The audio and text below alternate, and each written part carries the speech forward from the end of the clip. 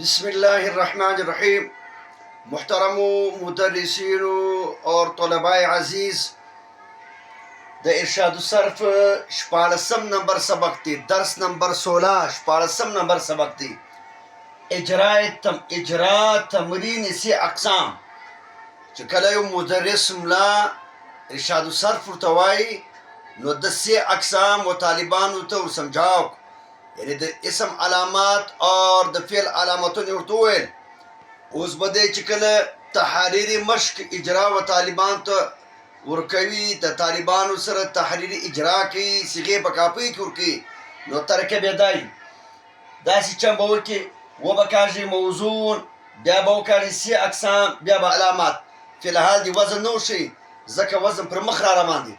نو طریقه یې دا ده: لفظ الله اسم دی، علامت علم دی، د الله تعالی ذاتی نوم دی، او بلې په شروع کې الف لام راغلی دی.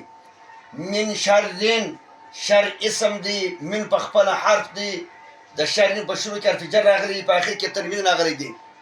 جعلتم فعل، په آخر کې تم ضمیر مرفوع متصل راغلی دی.